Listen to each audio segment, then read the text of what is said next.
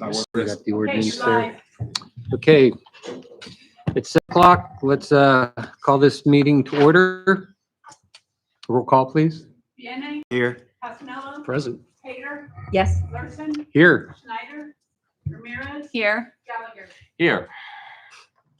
Okay, we'll start off with the Pledge of Allegiance.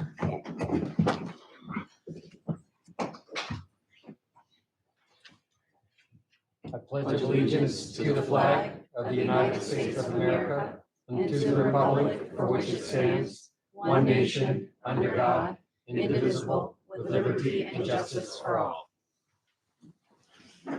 In nomine Patri et Filii Spiritus Sancti. Okay, we'll go with the invocation. This meeting, we have the chief presenting. All right, let's bow our heads, please. Our dear gracious and kind Heavenly Father, we thank you for this day. We thank you for this time we come together. We thank you for those here tonight supporting and leading their community. We thank you for their dedication, their service. Please guide and direct their decisions. We pray for those that's lost a year ago today and their families. We pray that you'll comfort their families, be with them for safe return for the hostages that are still being held. And dear Lord, we please ask that you guide and direct this meeting, give counsel wisdom and guidance, and may every decision be righteous and in your sight for community and the benefit of your glory. In your humble name we pray. Amen. Okay, next item, we have the presentation of officers.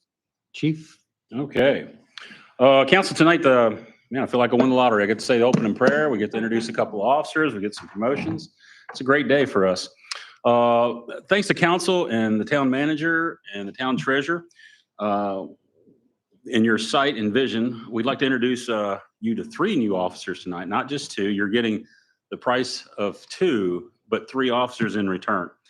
We're going to introduce our 2 new officers. One that started today. It's our K-9 officer, Wayne Muncie. He began his duties along with their partner, Ito, today. Wayne has over 17 years experience, not including his time spent with the Marine Corps. Did he make it back in yet? Still out with the dog. All right. We'll get him up here in a second. And our second officer is Officer Victoria Collish. I've had the benefit of having her in my command before. She comes from the department that I just left not long ago. And she has 5 years of experience. She is a great benefit to us. She's worked the last 2 Haymarket days and been very beneficial in dealing with traffic issues on the parade lineup and helping our town manager navigate that mess. She's just a great individual. Both of these individuals are great. Wayne also did serve in my command at my last department as well. Both are professional, very experienced, and are a great asset to our community. We're very, very fortunate to be able to bring these 2 caliber employees here, along with our new K-9. So if you guys would come up so everybody can see you. Here we have Wayne. Now, nobody really wants to see Wayne. They just really want to see Ito. So bring up Ito. Oh, he's got his toy. So this is K-9 Ito. He's 5 years old. Tracking in narcotics is what he does. He's a shepherd and Mal mix.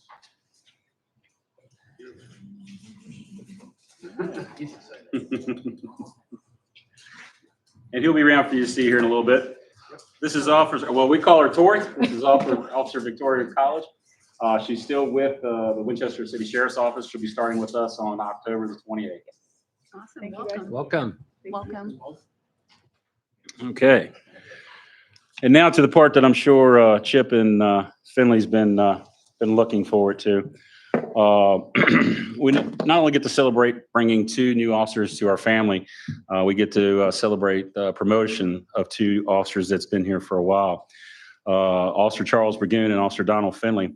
Both these officers have served the town of Haymarket in the Commonwealth of Virginia for over 15 years with distinction. Tonight, these officers will officially be pinned and promoted to the rank of sergeant. Rank of sergeant is not an easy to obtain and even harder to fulfill. Their road to this spot began long ago with their completion of basic law enforcement academy, then responding to countless calls for service, traffic stops, specialized training, community engagement, thus culminating in a written test, practical exercise, and oral review board. Chip and Donald, you will find that was the easy part, was getting to this point. Keeping the rank of sergeant requires a lot. You have to continue your duties in law enforcement as a law enforcement officer, to lead your officers, be the voice of reason and calm, Direct and motivate your staff, review reports, plan community events, train and evaluate personnel, and a host of other things, all while making decisions that could directly impact the community. You will have great days and you will have trying days. If you were looking for some words of advice or wisdom, I'll be glad to give you some words of advice, but I won't say wisdom. First of all, put God first in everything you do. Doing this will keep you grounded, humble, and directed. Be decisive. Bad leaders are not bad leaders because they make poor decisions. They're bad leaders because they make no decision. It is impossible to lead if you're not in the front. Leaders are found bringing others along with them, not pushing from behind. Be a good listener. You can't fix an issue unless you know what the problem is. Admit mistakes and take ownership. You're not perfect, so don't pretend to be. Be approachable. This is how you build trust, loyalty, and a strong network. Be engaged, consistent, and positive.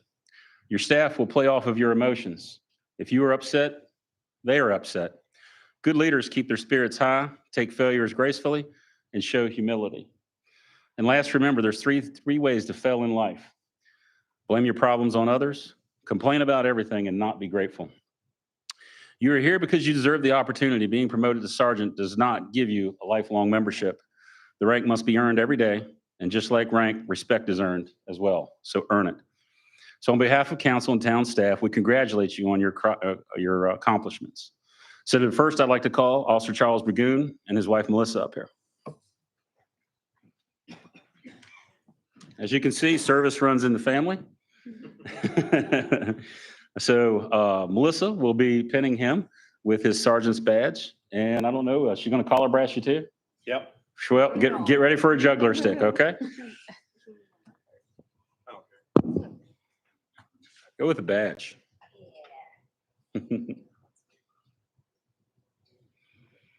Here comes the tricky part. The only question is, if you do, will it is on purpose or by accident?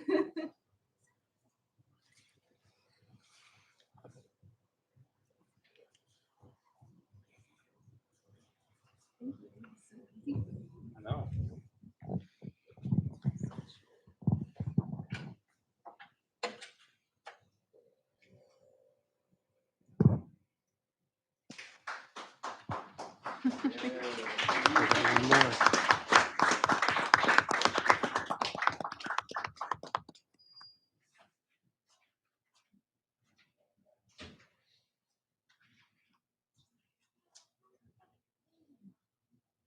I haven't heard out yet. Well, Melissa, I did order the extra long pins like you asked. Oh, was I not supposed to say that out loud? All right.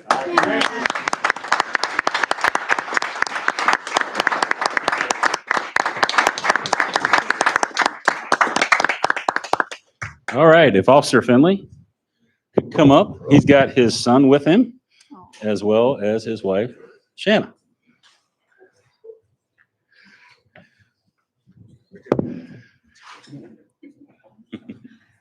Here, why don't you step right out here? That way they can see all of you guys. There you go. There you go.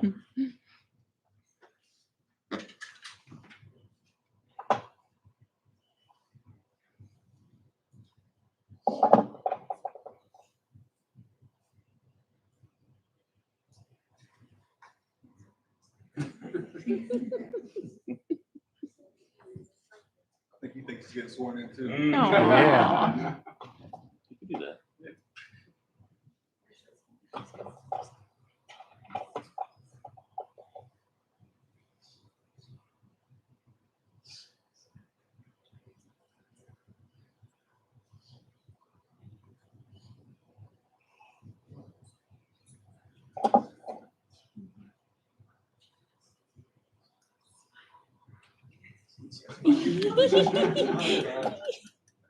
Oh, so sweet.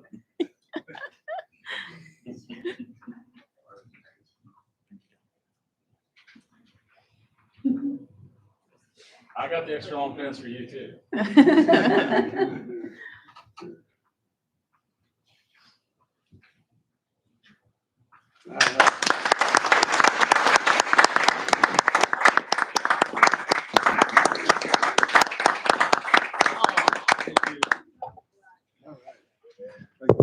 Congratulations, to both of you guys.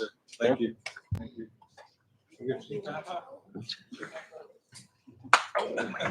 Easy. Okay, Mr. Mayor, if you don't mind, I'd like to indulge us for a second. If you could ask for a short recess, maybe 10 minutes at the max. The town manager has seen fit to put a little spread back here so the family friends can celebrate the promotions and our new family members, Tori and Wayne. Okay. Yeah. All right. Okay, Dias, any objections? No. Let's call this a recess for. Hey, Donald, if you and your family, along with Chip and your family, could come up for pictures with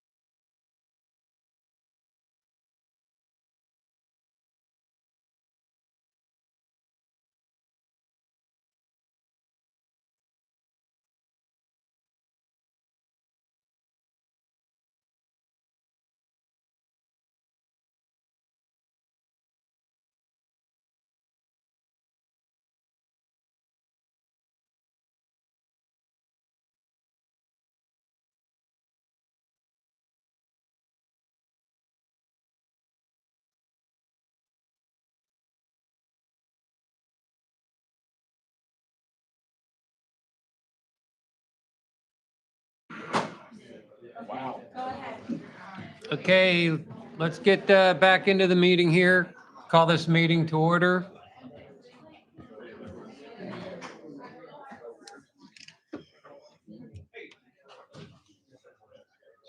Very nice.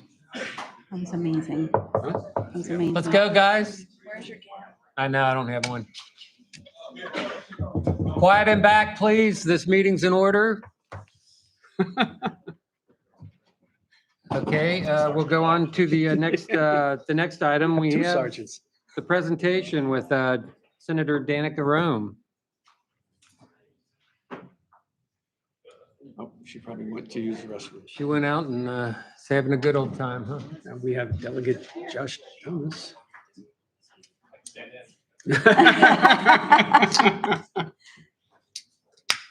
How about Delegate Josh Thomas? So is it okay to have Josh Thomas as well? Josh, why don't you take over? Hey, good evening, Delegate Josh Thomas. Just here to really be a listener and hear what the town's legislative priorities are as we go into the next session. I can tell you for myself, there's no legislation that's set up right now that is specific just to the town, but there is still space held open for the town. So if there is a burning bill that you need pushed through, happy to do so. Otherwise, here in receive mode and answer any questions that you might have, or maybe ask if you have some priorities. Just really listen to what the town's priorities are for Town of Richmond. Okay, do we have anybody who has been reaching out to the citizens and has anything of concern to raise at the state level, at least in the House? I do have a few things, if I may. First of all, congratulations. Oh, thank you. Yes, Ezra Yes. Thomas was That's right. born. Sorry. Do I have this on?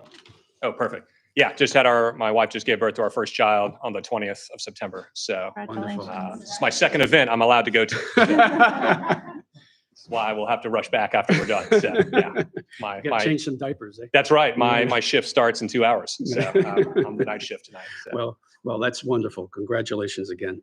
I think one of the things that may be of interest to the town, I haven't heard too much about it from folks within town, but outside town certainly, is the impact of data centers.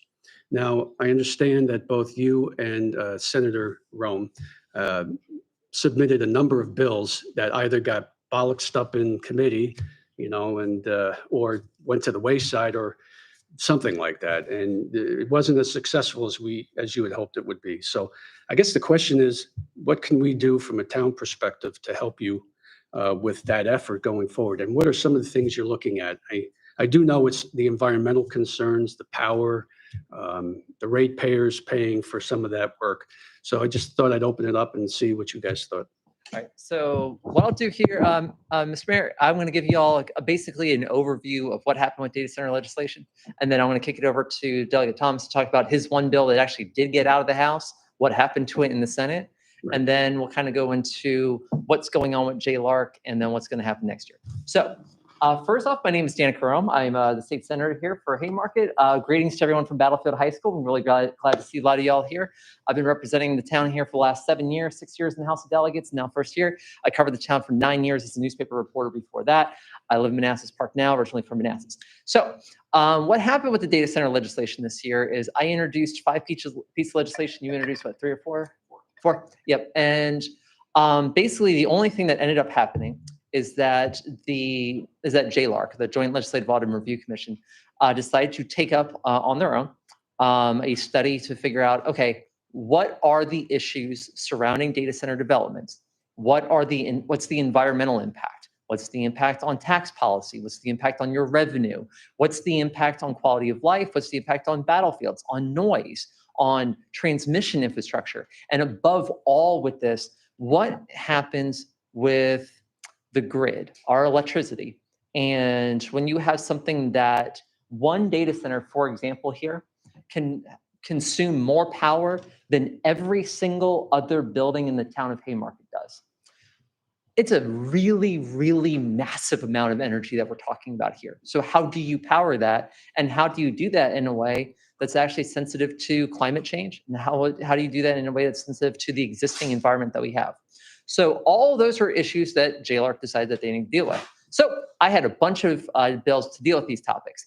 And one by one, as they presented them in committee, they all got sent to JLARC for study. The rationale behind that being, well, the JLARC needs to examine this, blah, blah, blah. The other side of the coin here is the data center lobbyists. Basically, these are the people paid by the data center industry to advocate on behalf of the data center interest.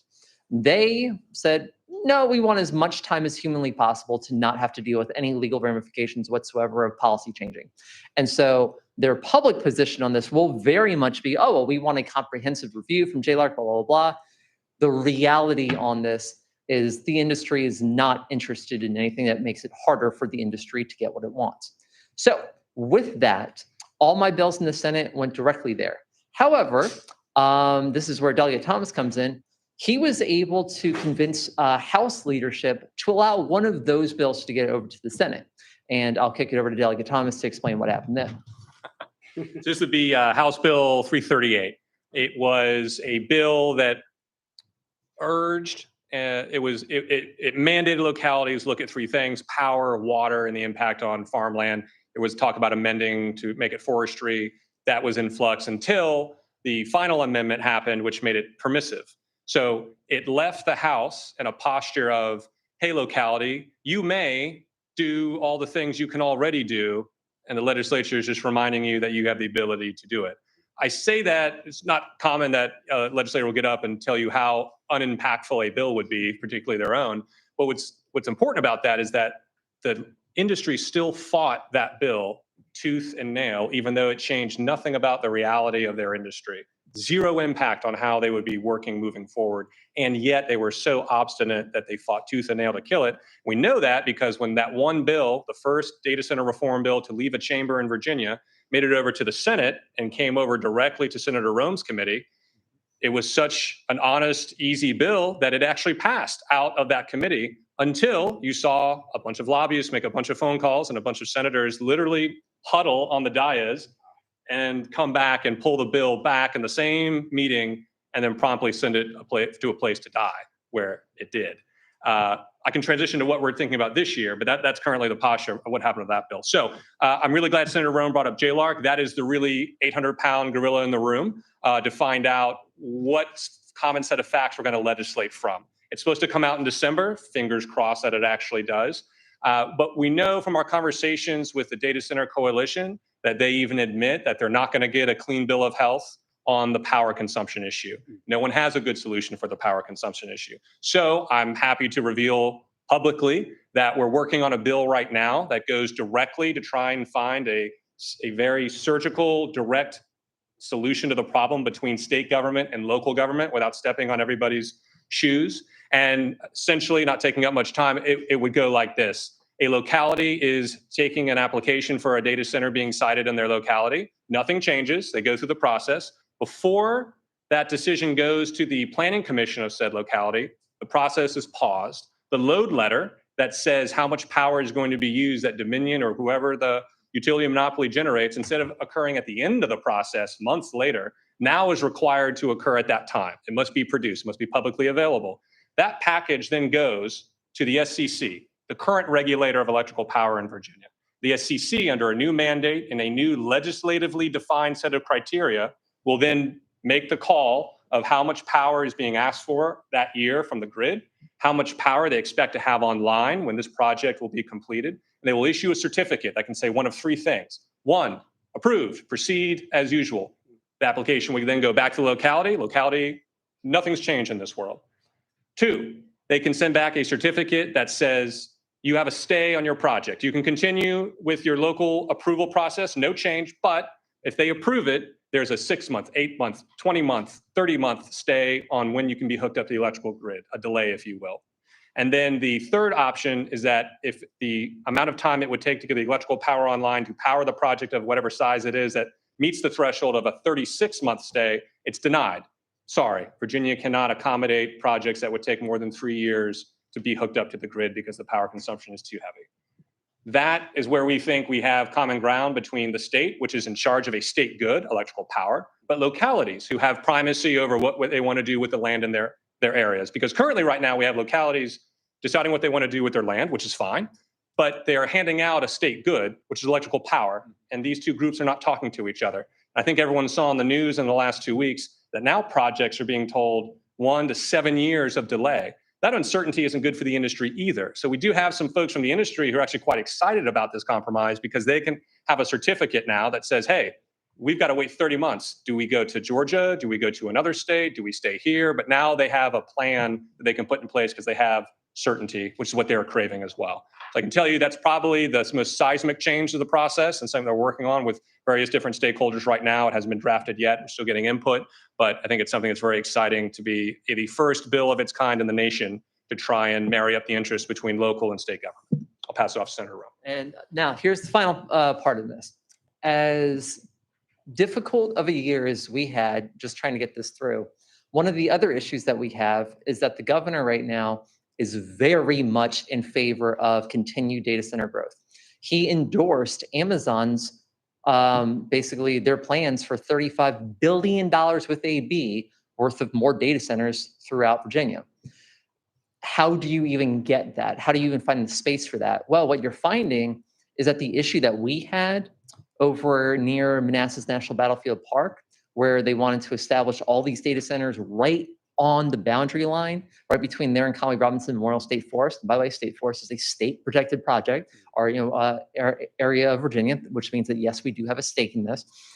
The issue that you then find is that that was going to consume so much energy and take so much space that it's not the only battlefield that's now being threatened with this stuff. The Wilderness Battlefield now is under siege with a similar sort of proposal. And get this, the ultimate irony of this is you have a battlefield literally called the Wilderness, and the proposal is to clear out hundreds of acres of woods, right? It sounds almost Orwellian, and that this is the way that they would do this. But this is where Virginia is right now. And so you're going to have a lot of people that I think what's going to happen is you're going to have a lot of uncommon bedfellows on this. I hear from a number of Republicans I work with as a Democrat in the Senate who are really upset about this issue. Delegate Thomas likewise hears from a lot of Republicans in the House who are upset about this issue, including Delegate Weber over in Fauquier County.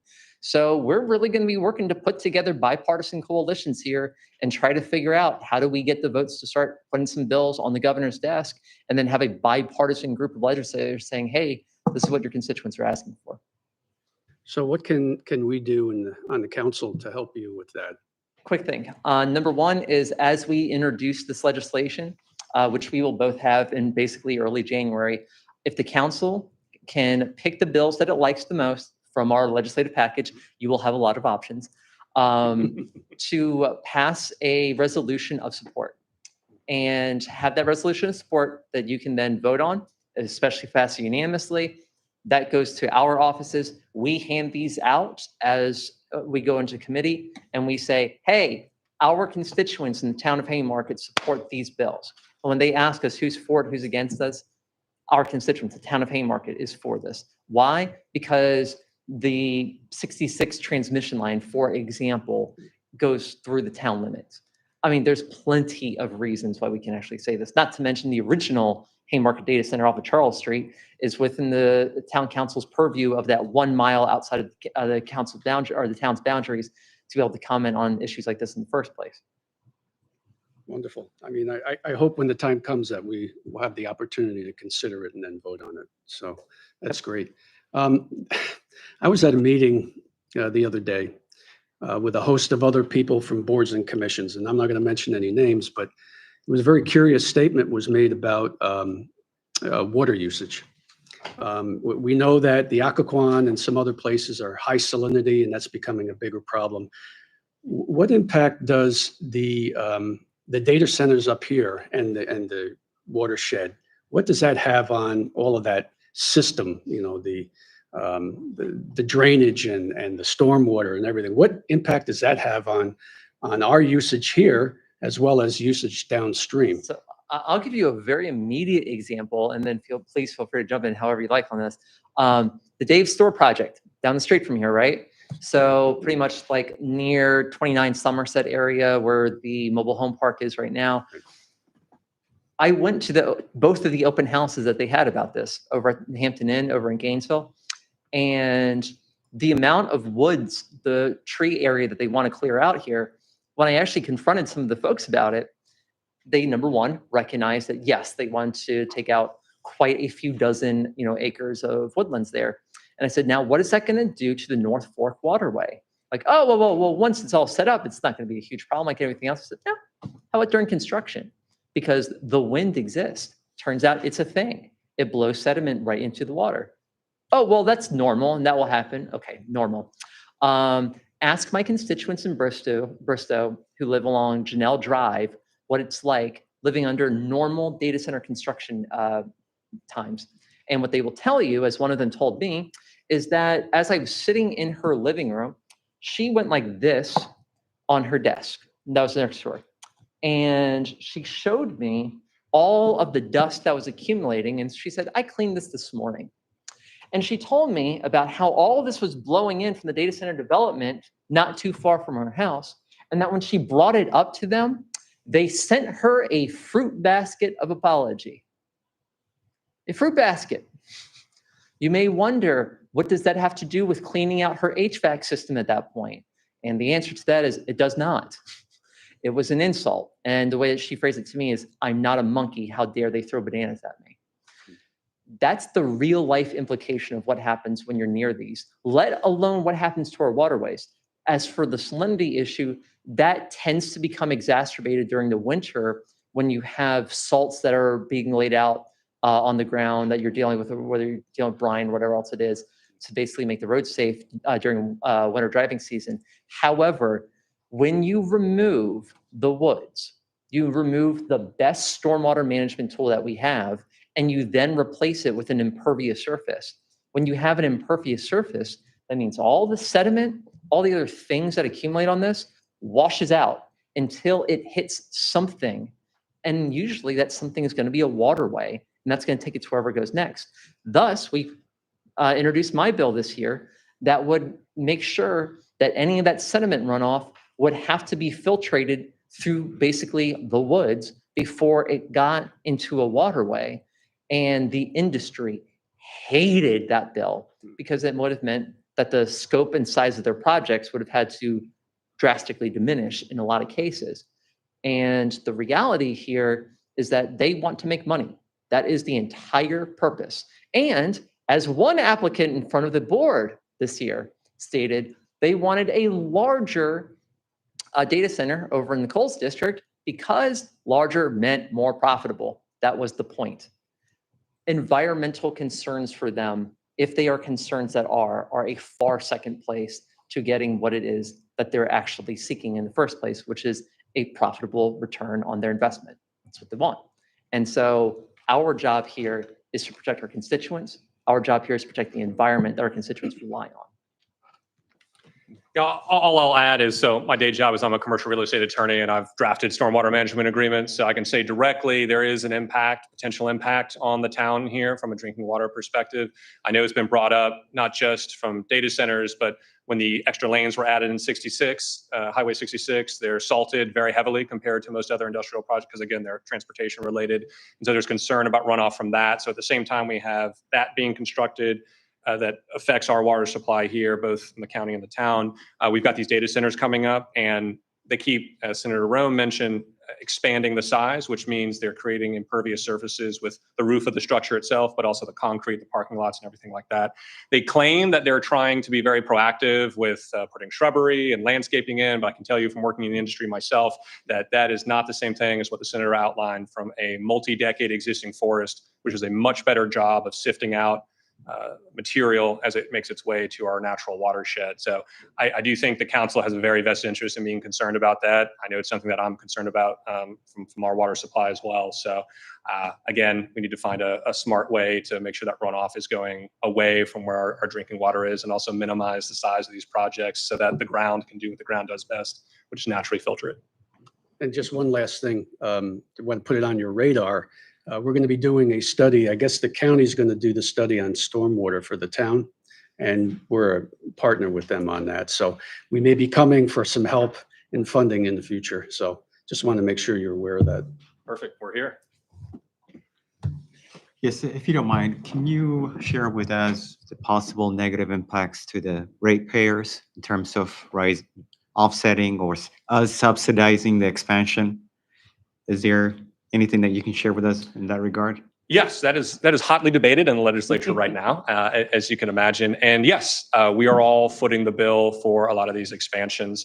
The senator has been in this fight a little bit longer than myself, but what I can tell you is happening in the most recent term, and then I'm sure she can answer what's happened a little more historically, is right now we have a problem, and I was actually sitting, Supervisor, we were at a meeting a little while back, where there seems to be a pernicious issue going on where applicants are maybe fudging the amount of load that they need of electricity, which is causing Dominion or whichever monopoly, a utility monopoly in a locality, to create larger substations that are needed for current projects, in the understanding that they are going to shoehorn in more projects to go ahead and get them built earlier. But guess who pays for that up front? It's all the ratepayers, even though that electrical power isn't needed at that time.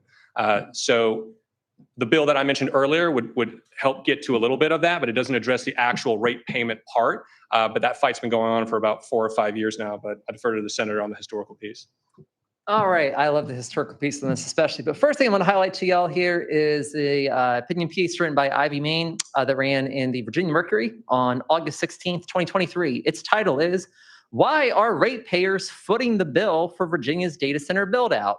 So if you need an explainer about why it is that your electric bills go up when data centers come into town, feel free to Google what I just said. Now, next part here, let's go into the history lesson on this. I find it really interesting, dating back to 2017, when we were having our big debate and argument and everything in the town, as well as the basically greater Haymarket and Gainesville area, regarding who was going to pay for the transmission line hookup to the data center that's off 55 and Charles Street. At the time, you'll probably recall, we were having a really big fight about what was going to be called the hybrid route at the time, partial underground, or should we have an entire underground? Should we have above ground? Well, if you have any undergrounding, it's going to cost more, and the ratepayers are going to be the ones who get stuck with it. And then we asked, what was the percentage of the actual use that Amazon, aka VA Data Inc., was going to be using for the electricity going through the transmission line versus the residents and the small businesses here who would be also responsible for having to pay for this. Theirs was, and I believe, if I'm not wrong, and I'm going to count on our dear supervisor here to remind me, I think it was 97% was Amazon. 97.3, not bad for 0.3. I was pretty good. 97.3% of that was going to be going to the data center, which meant that only 2.7% of the rest of that use was going to actually benefit the residents and everything. Oh, but you see, the residents and everyone else, you benefit from this, and you have an upgraded transmission system now. Therefore, you need to pay more because you're getting the benefit out of this. But town of Haymarket residents are the one driving the cost on this. And they said, yeah, well, too bad. So that system has been in place for a long time with this industry now. Now, we had a lot of things that have happened in the year since then. So number one, the hybrid route was approved, despite an objection that I had in 2018, where when the bill came up, it actually said that participation in the pilot program shall not preclude the placing of above ground transmission facilities along this corridor, which was the entire point of having a hybrid route in the first place. So that's a paraphrase. So I submitted a bill that we eventually passed in 2020 that does ban above ground transmission lines along the 66 corridor between Gainesville and Haymarket for the rest of this decade. So that said, we now have precedent about this. We also now have very much established record that yes, when a data center comes to town, your electricity rates are affected, and not because they're going down.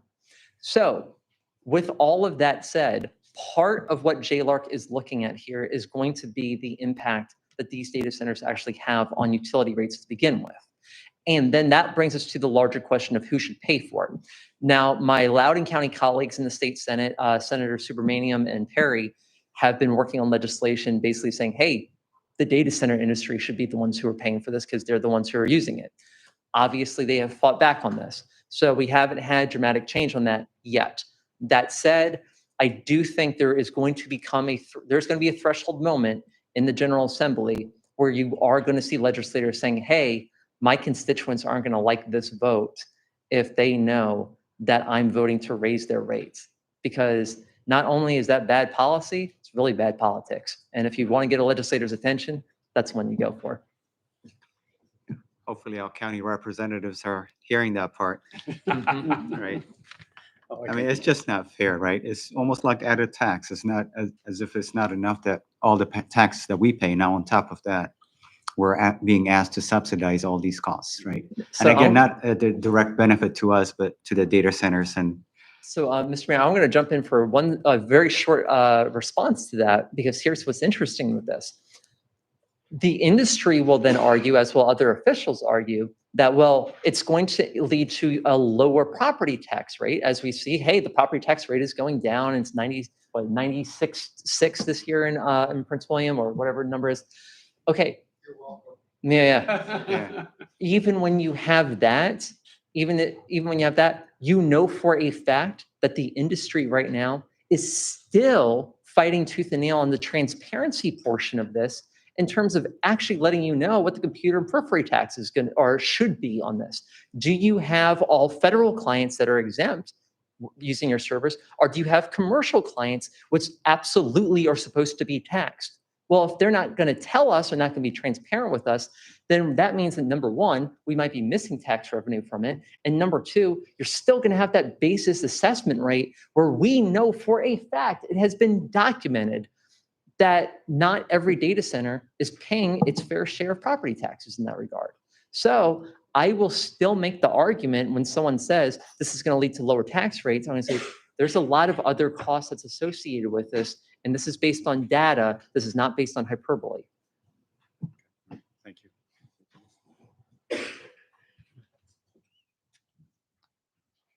Tracy Lane, you got anything? No, I'm good. Good on this side? Okay, well, thank you, guys. All right, we appreciate it. And Mr. Mayor, just want to say after your 4 years serving as mayor, we just want to thank you for your service to the town in that capacity. I won't comment on things in the future, but just thank you so much just for your leadership in the town. Well, thank you. And on that note, I am stepping down to try and allow a fresh view of the town so that we can keep new ideas sparking, but I am going to be running for a council seat. Well, I do wish all of our candidates the best of luck this fall, because this is a non-political little thing right here. That said, for everyone who wins this fall, please contact us immediately. If you do not have our phone numbers, well, then the person next to you does. So with that, thank you all so much. Yep. Thank you. Thank you. Thank you. Thank you. And on that note, I'd like to remind our constituents that we did put together a bio for all the people running for seats within Haymarket, which they can pick up from the town if they would like to. Okay, we're up to citizens' time. Anybody in the audience want to participate? Make a comment? Any students? Yeah. Do you need this? Even students? No? Okay, any emails? Okay, then we'll move on. Consent agendas, any agendas that council wants to pull? Yes, may I please pull the community liaison and then the police chief and town admin, please? Police chief and town admin. Okay. Okay, anybody else? Treasury report. Treasury report? Yes. Is that all on the dice? Okay, do I have a motion? Yeah, Mr. Mayor, I would move that the Haymarket Town Council adopt consent agenda items A 1 through 3, B 4 and 5, C 1, 2, and 4 and 5.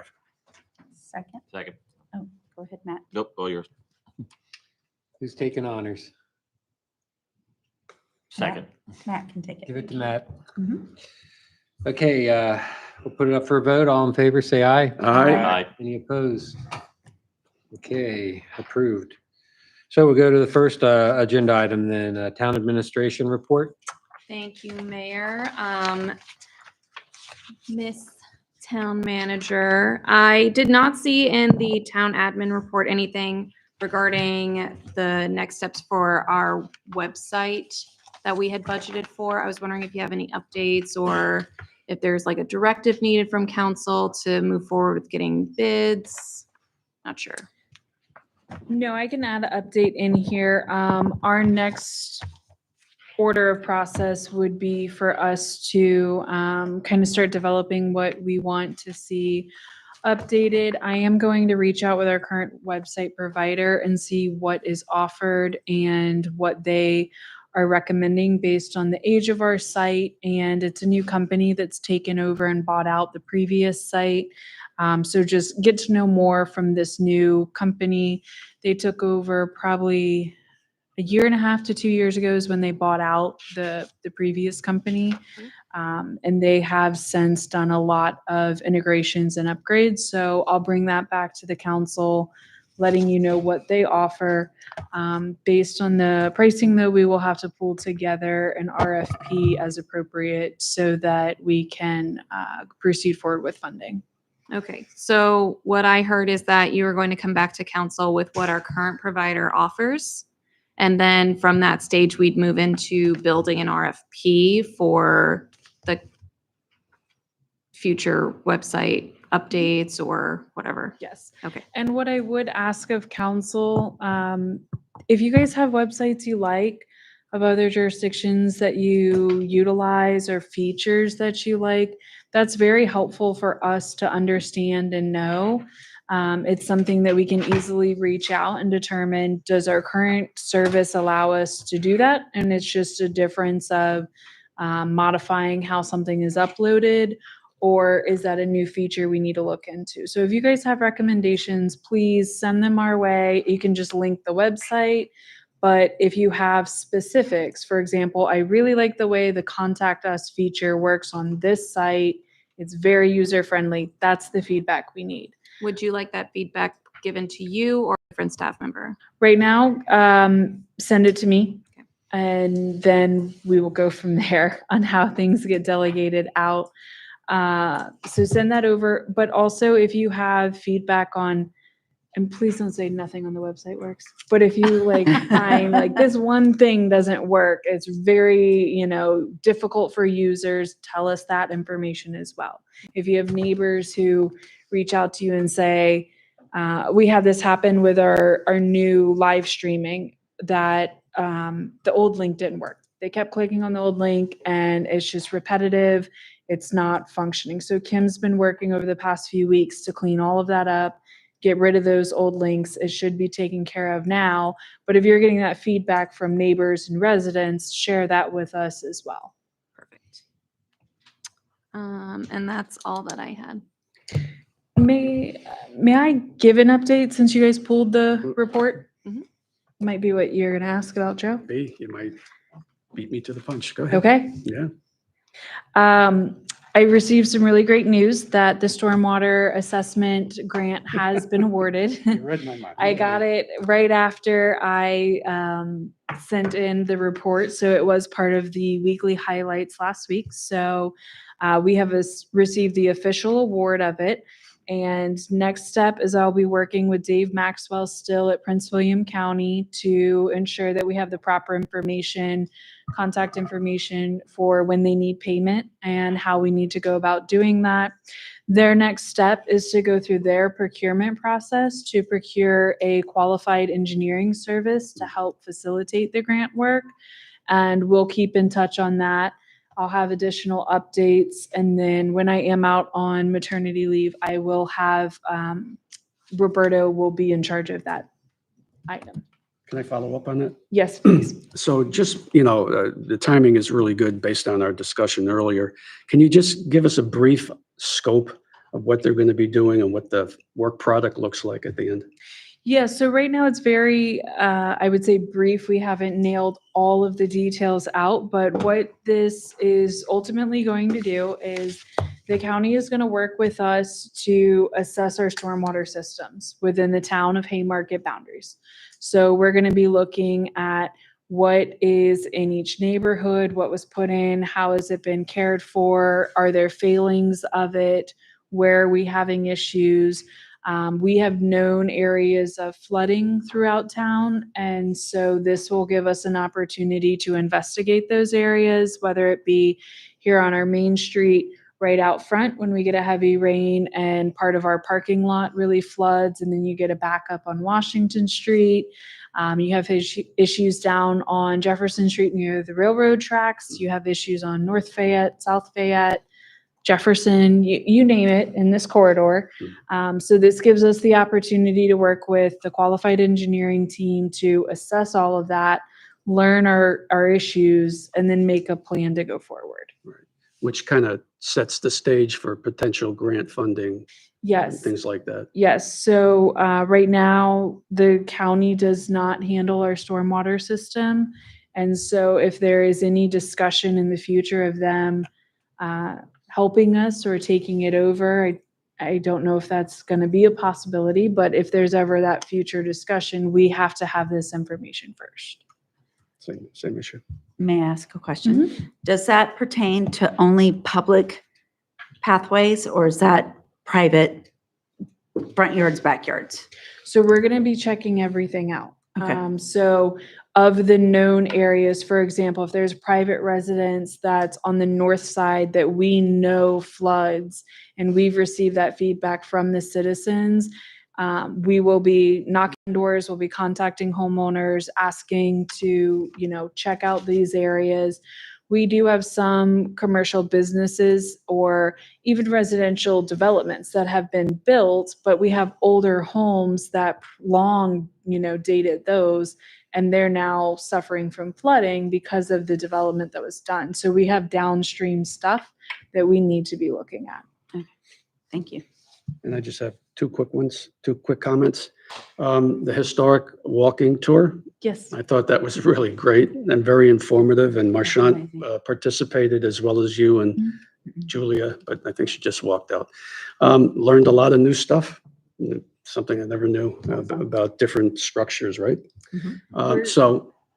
And I was just going to add real quick, we have extra brochures at the back. So hopefully anybody who's here tonight who's interested picks one up. It's fully self-guided. We'll be dropping them off at all of the public places that are in the book. There are some private residences, so those won't have the booklet. But we're going to get it out there to the community and then share it with other businesses who would like to pass them out. I wonder if that would be extra credit for government students. Yeah, pass out Possibly. brochures. Maybe. Okay. The only other comment was the elements related to the town center site plan. Are we going to be talking about that as part of the strategic business plan? Or is this something maybe we could refresh everybody's memory or bring them up to speed with what the elements are for that? So I think what a good option would be is, why don't I plan to pull the site plan down and have it at our strategic planning session so that we can all reference what the plan is. Right. What does it include? What does it look like? And then if there's further questions so that we can best use our time on that day, I can come back at the work session, which would be 2 days later on Monday night, and we can talk a little bit more in depth. And then we could follow up at the council meeting with more information as needed and as requested by council. Super. I'm good. Thank you, Mr. Mayor. Would there be any other major approved plans or major projects that council would wish to see that day? And you can think on that and Park send me plan. an email. Park plan. Park plan?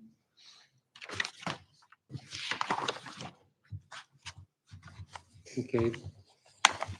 Anybody else have something? Because I want to readdress one of the topics. Nope.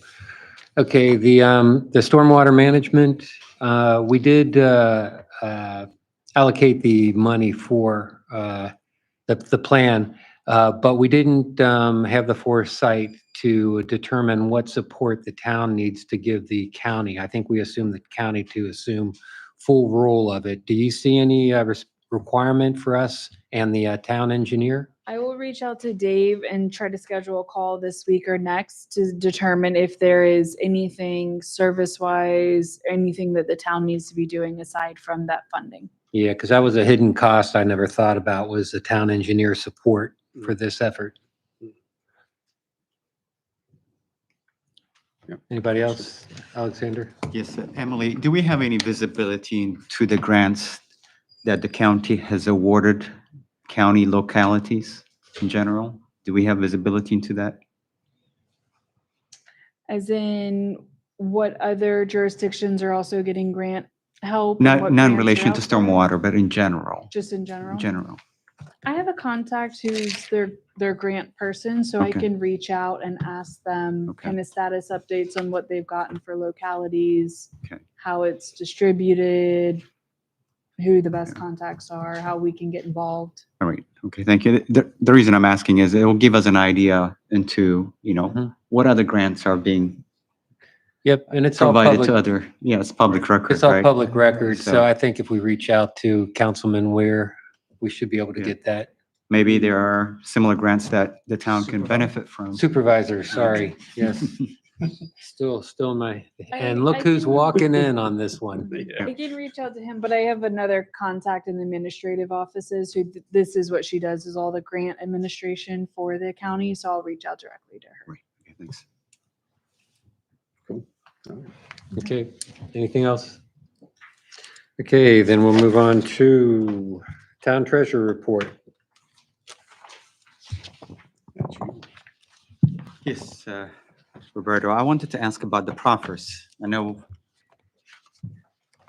we've been holding on to those funds, which is a good thing. I know we're earning interest, good interest, right, on those. But I just wanted to have an idea of when do we make the decision to allocate these funds? Is that, it's going to be up to us, right? Correct. Okay. In fact, I think later on we'll get into this conversation, but we also do have the ARPA funds that we are looking to use first before we go into the proffer funds. But yes, that'll be a council discussion and decision with the exception of the fire rescue and schools. Those are definitely directed to those funds. That'll be a separate discussion. But as far as the park and recreation, public safety, those will be discussed among council as how they're spent and when. So for the fire and rescue for schools, you said it's a separate discussion. So who actually makes that decision? So it would be a partnership, collaboration between the town and the county supervisor to get the heads of the school board, for example, to have that open discussions of how these, inform them of the funds that the town does have and would like to hand over to them to fund any school items that they may need. And similar to how we did the fire funds a few years ago. I'm not sure if you were here on council then, but we had the chief at the time, deputy chief for fire department, come in and presented on some of the equipments that they were looking to get assistance with. Town went ahead and voted on, the council voted on to go ahead and give the funds for them to get the supplies, as well as the water and rescue boat items. They had a boat that they need some items there as well. So that discussion was done then, but even then presented to council, and then really the deputy had to talk to the boards of supervisors to get the okay for them to accept the funds. All right, and when it comes to the, Before we hop over to from that, could I interject like a shameless plug? So I'm very excited for the council to host that conversation, particularly because our youth and government program is going to be discussing the proffers that are being offered to the school system. And part of the program, I've invited 2 of the local school board members to participate with us and to hear the children's feedback to where they see the funds being spent. So I'm very interested in what their input will be, and maybe the council can take that into consideration and I can bring that to the table for us. So shameless plug. Thank you. When it comes to the Parks and Recreation proffer, are there restrictions to what we can use those funds for? Is it strictly for Parks and Recreation as it is titled here? Correct. Correct. Okay. Okay, all right, thank you. I was just gonna say, please educate me. That is set up at the time of development, correct? When a proffer is established, then they give us a certain amount that has to go towards Some mitigation. the fire and rescue. So that's all within negotiation at the beginning, correct? Or it's allocated at the beginning. That's correct. So Okay. the developer came in and with a rezoning package offered to give this amount of contributions, and they designated the contributions based on different categories. So you have your schools, public safety, administration, parks and rec, transportation. And at the time, they made monetary contributions, but they did also have some elements on site that they were also proffering that they completed. And then those proffers are submitted to the town once the unit, so in this case, it was a townhouse unit, was fully built out and received its occupancy permit and went to closing. So at that time is when they paid any monetary contributions to the town. Okay. Once we received those funds per unit, we did our appropriate calculation based on what they set aside, and we have designated them in those categories as such. And then the department can come in and then say, this is what we're needing. And then as a council, we can say, And we discuss what relation that need has to that development and those residents that came in. okay, perfect, thank you. Okay. Okay, we good there? Do you have anything else for the Treasury report? Okay, we'll move on then to the police chief report. Thank you, Mayor. I wanted to take this moment to celebrate all the great growth that we have seen in the police department. Not just, promotions, but also adding on new officers. I'm very excited. So thank you, Chief, for going through that diligently and finding us some really wonderful candidates to add on to our team. And I can't say that it's at a better time because I've noticed our beautiful red line for 2024 in your charts has gone upward quite a bit in several of our charts here. So I think it was excellent timing in which you asked to beef up your staff, for lack of a better term. So is there anything in particular that you would like to draw attention to for the council? No, ma'am. I think the trend's pretty consistent. We might have a week that's a little even keeled, but most of our weeks have been an uptick in pretty much everything across the board. The positive thing is here with, we did have an addition that had to leave for a different reason, but we were able to kind of keep up with our traffic detail, our pedestrian detail, which obviously that's one of our primary objectives, is to keep it a pedestrian safe town. So we've been able to do the things that we have been doing while addressing the things that's kind of income and the extra added calls for service that we've had. And with these two, and I do appreciate your sentiment there. I know it took a few months to get these people in place, but we recruited them. They're at the top of their game. They're really good. They're going to stay, and they're going to be an asset. So the time that it took to get them I think it's going to pay dividends far beyond my term here. So I'm thankful that we were able to get the ones that we got, and I'm thankful that council seen fit to move forward with it. Because I agree with you. I think it is a good time, and we want to make sure that we provide that concierge service, not my words, the treasurer's words, to our community, and make sure that we do what we've been doing and maintain that constant visibility to keep crime at a reduced rate. Well, I want to appreciate your efforts, and I am really excited to see them out and have them be part of our community. I had one last question. It states on your event list Prince William County Public Safety Expo is on this Weekend. Saturday? This Saturday. Yes, ma'am. Could you let us know where that is? I could if I had the flyer up in front of me. My apologies. You just give me 1 second and I will, Absolutely. I should be able to answer that question because I just sent it out to Art, who is going to be attending that. So we are pulling it Sorry, I up. didn't mean to put you on the spot. It's there. okay. At the Fitzner Stadium, 7 County Complex Court, Woodbridge. Okay. Yep. October 12th from 12 noon to 5 p.m. Love it. And it'll be fire department, hazmat, police departments, sheriff's office, civil air patrol, Department of Forestry. I mean, there's a lot to do there, a lot for the kids to do there. Food trucks, if that's your thing. Sounds like a party. So I'm just flipping down through the thing, but we're going to be represented there. They did invite us and we appreciated the invite. And it's always good to get out and interact with the public and provide that community service. So Officer Culberson is going to be there front and center representing us this weekend. And Fun choice. looks like it's going to be a great event because it looks like it's well planned. Excellent. Thank you. That's all that I have. Anybody else? Yes, Mr. Mayor. So while we're on the subject, Okay, which one? on the schedule, the drug take back, October 26th. Yes, sir.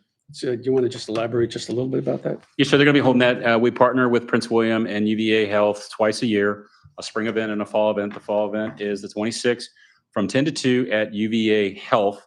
I actually have the slide ready to go into Facebook. I just haven't gotten to it yet. So in that day, we take back all the drugs that's in your house that you no longer need or in your grandmother's house to prevent those from getting out into the public or from being flushed, which they're not supposed to go into the water system. So we provide that service free of charge.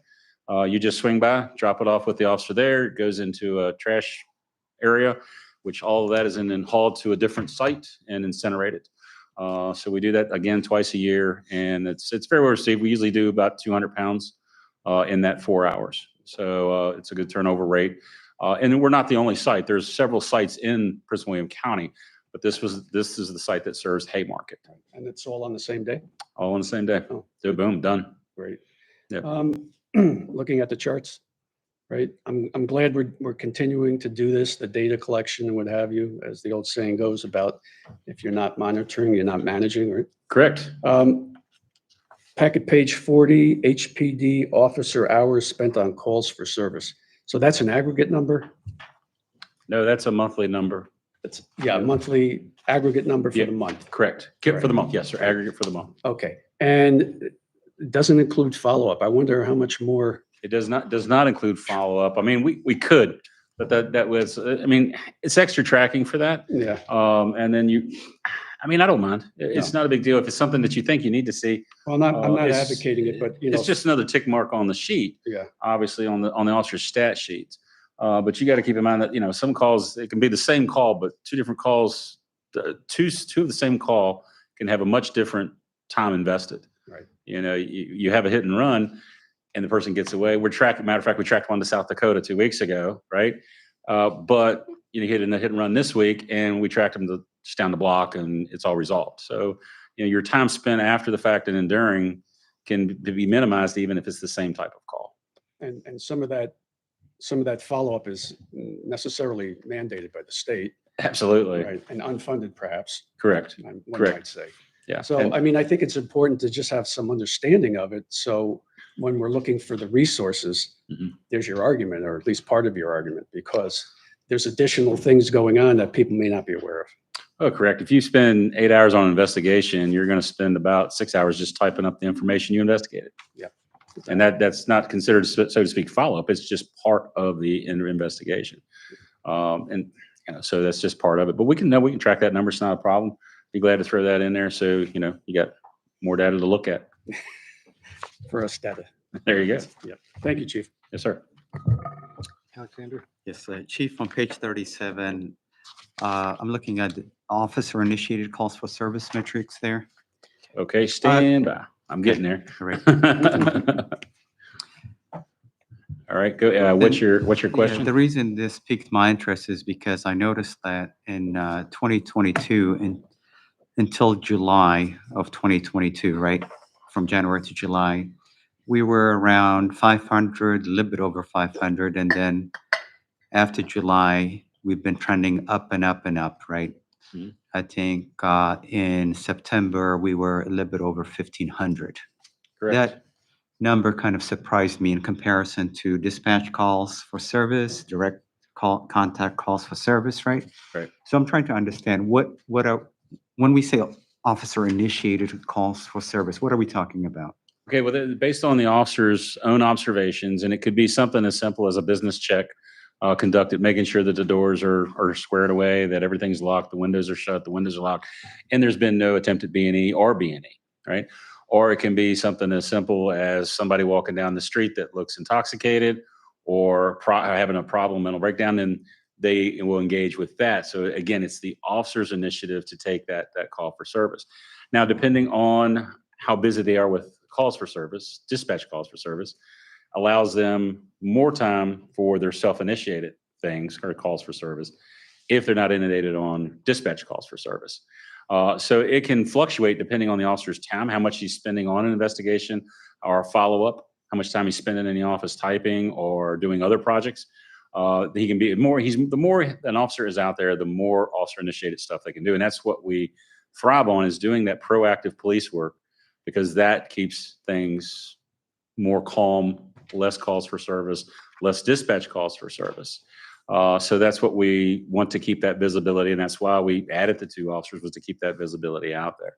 If you add that ounce of prevention, it saves you a pound down the road. But technically speaking, it's not calls for service, right? This is based on their observation. When I'm reading this, the title says calls for service, right? Makes it Self-initiated. seem as if we have a lot of calls for Yeah, service. within that's why it the county. says self-initiated. Yeah. All right. So again, that would go up depending on the officer's availability, or it could go down depending on their availability, depending on everything else that we have happening there. But again, being preemptive, if we're able to head something off before it escalates. A suspicious vehicle parked behind a business can turn into a domestic, or can turn into a disorderly, or can turn into a B&E. So if our officers are taking that initiative to say, hey, that vehicle doesn't really belong there, or they shouldn't be there at that time of night, he initiates that on his own to make sure that it doesn't escalate into something worse. So in this case, this is a positive, not a negative, because our officers are more proactive. Correct. Yeah, and then if you look back to that, I had been here less than a year when it started, but I got the patrol sequences down, how they were going through town, what their method was. And then we refined that to optimize their self-initiated and their proactivity. So that was a slow build to get to that point and make it better for the community, to be more proactive and more visible in the community. Okay, excellent. Thank you, Chief. Yes, sir. Good. Anybody else? Okay, thank you, Chief. Next item, community relations report. That's me again. Hello, thank you. I wanted to pull it because we have our youth and government programs starting at the end of this month for our middle school students. High school, we're going to try doing it in the spring, so keep your eyes peeled because it'll be lots of fun.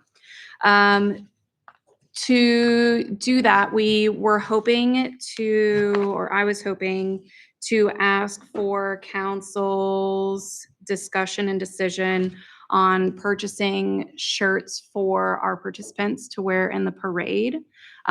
We originally had chosen to take this kind of expenditure out of the conventions and education from council. However, because so many of us are going to this convention in Virginia Beach, we're over budget.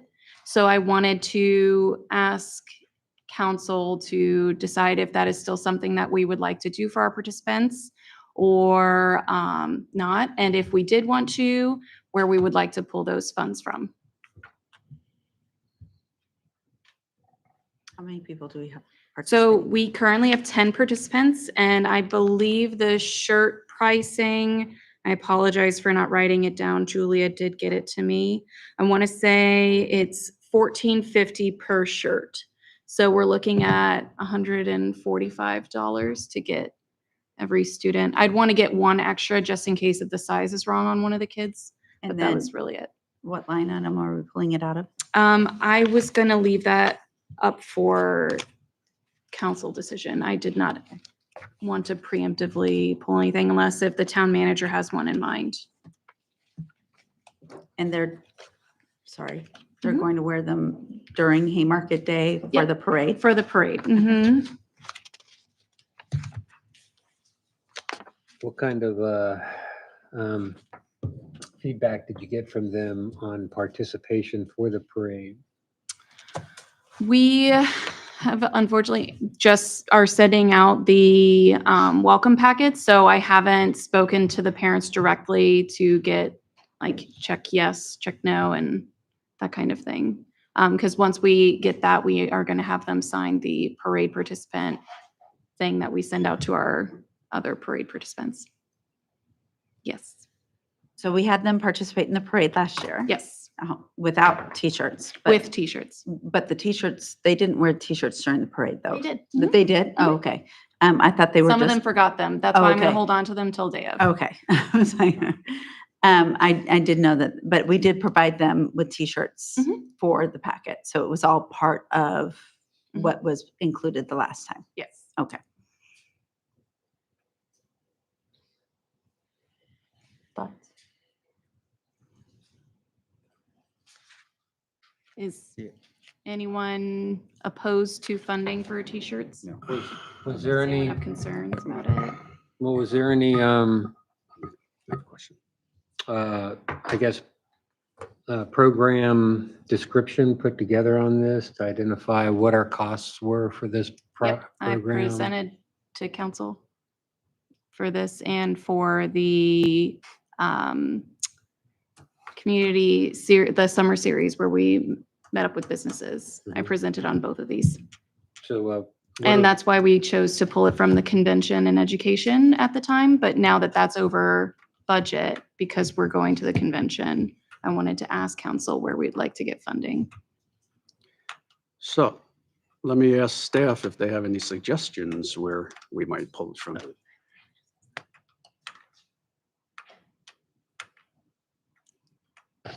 There's a miscellaneous line item under town administration.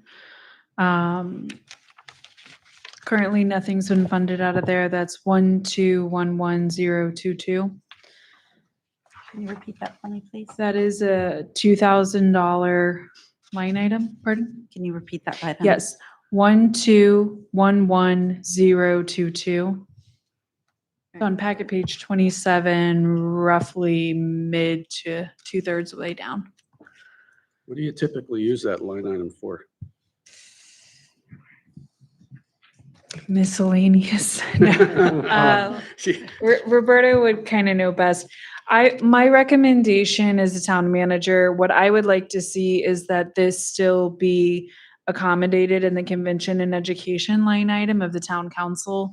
It's something that was previously talked about, and if there needs to be an adjustment to the budget to allocate more funds to that area, then we need to talk about where we're going to pull it.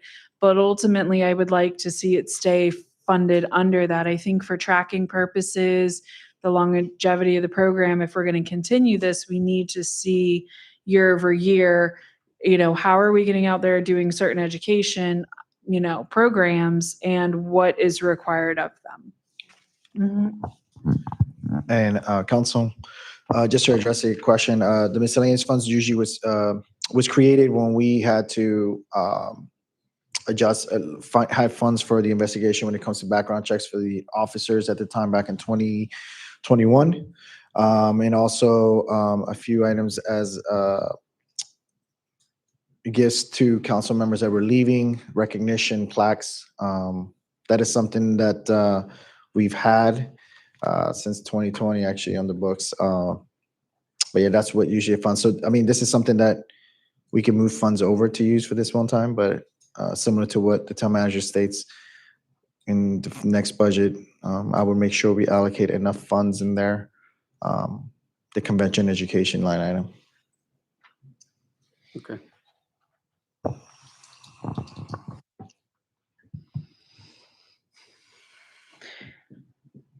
Okay. I would also say, I think that we need to be proactive in thinking through if there's going to be an additional spring program, how is that going to impact the budget? Because again, there is the new council member opportunity in January for all of new council members to go to an educational convention. And we want to be able to send everybody who would like to go. We would like to make this happen. It's wonderful that we've had a great interest this year and it's worked out, but we also see how quickly that funding was utilized. Just what kind of writing will be on the t-shirts and so? It's going to be one color front chest print and then one color back design as well. It's going to have like our seal, like half of our seal, and then the youth and government program on the back. And I don't know what Julia chose for the front chest, but it's just one color front and back.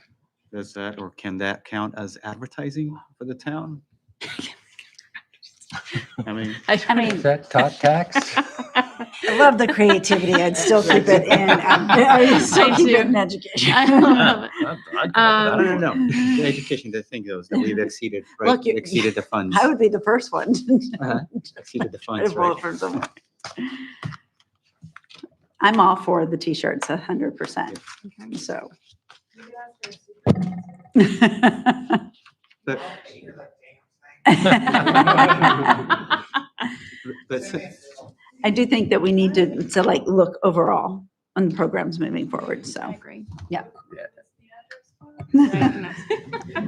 I mean, since we've exceeded that line item, Right. right?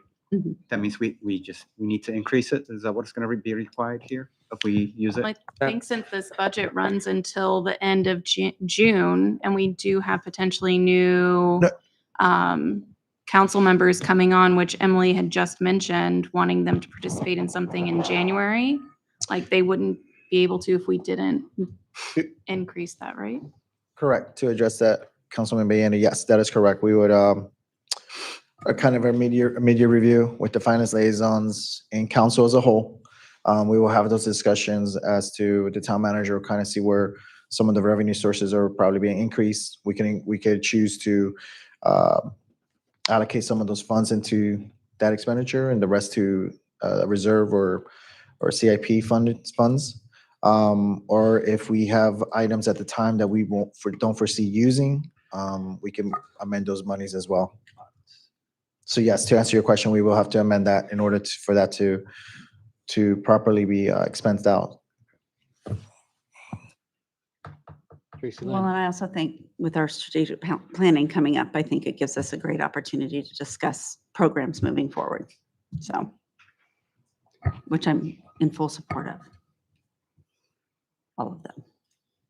So I think we can afford to do this. And we just have to find the right budget line item. And in future, if maybe this is something that the finance liaisons could handle in discussion in future, rather than at the dais, but that's fine. I mean, we're having this discussion about it. Going forward, yes, we're going to have possibly two new members. And one of the things, and we still have others that need to do training, perhaps. So obviously the need for funding is there, but we need to try to do a better job going forward, determining what we're going to need for the rest of the fiscal year and try to hit a better target. I mean, it was unexpected that we have so many people willing to go to the event down in Norfolk or Virginia Beach. So I think it's exciting. it is. I think it's very exciting. that We're people want to we're well be educated. represented. But yeah, no, we have the money. I mean, I don't think that's going to be an issue. That's right. But I think also included in that line item is the culture that I've been trying to drive with staffing to make sure staffing has some type of improvement program. And so that includes the staffing certifications and everything else as well. So we will definitely have to address it. We just didn't have our fingers on what was truly required for it, what the realization of the funding needed to be And this is our first round at it. So we'll narrow it down and figure it out for future. So for clarity, do we I was need to just gonna make, say do further, we thank need you. to, is this a directive? Do we need to make a motion? What is the proper way of doing this? I simply brought it up to the attention because we had originally chosen a line item and it was over that. And I wanted to get a consensus since it is such a close proximity in time to the start of the program and us needing to order shirts and to Haymarket Day. So I wanted to have Put it out full there. transparency on that. Right. And And- we can get them for Haymarket Day. Yes, Okay. I believe, yeah. And I mean, this isn't really going over budget on the program, right? So I mean, we're still falling within the budget. So Right. But it's the- just a the matter line of, item is making us aware a of larger the line item. conversation. So we previously agreed, if what I'm hearing is we previously agreed to that, and so we just did. need to find it within the budget. So We did. I don't think we need a motion. I think it's just more direct. No. Yep, Yeah. if council is amenable to it, we can discuss this, the town manager at the finance liaison. At the next work session, I'll present where we amended the budget, where we pulled the funds forward to offset the cost. Yeah. And it would be within the working budget. I see this, as council has stated, it's not a big amount that we can't find. We definitely have line items that we can move funds from, Or we can find somebody to pay for it. or we can find someone to pay for. Love the idea. Yeah. Sponsor. Somebody sitting in the back of the room.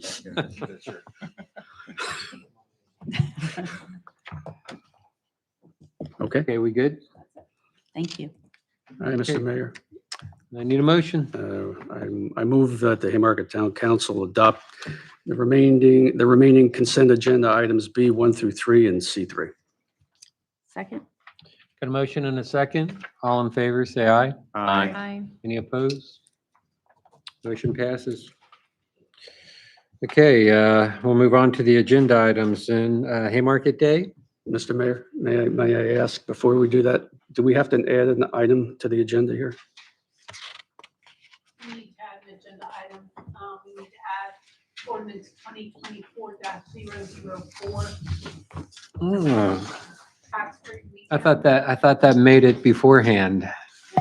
Okay, so if there's no objections, we'll amend the agenda items and add a third agenda item for ordinance 2024-004. Any objections? Nope. Okay, okay, so I guess we'll start off with the Haymarket Day item. Good evening, everyone. Good evening.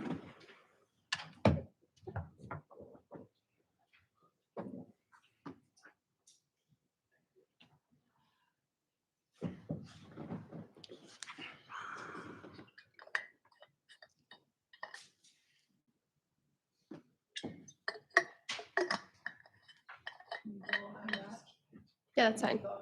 Yeah. All right, with Haymarket Day a little less than 2 weeks away, I have just a short presentation, just as some reminders you all pretty much know. But yeah, Next slide. Yeah, Technical difficulties. there's an error. That white arrow. I like it. This is me with Refresh. technology. Why don't we just can click on download it and open it with the PowerPoint. We'll show her. All right, so on your right side, you've already downloaded it. So to the arrow at the top. There you go. And then just click on it.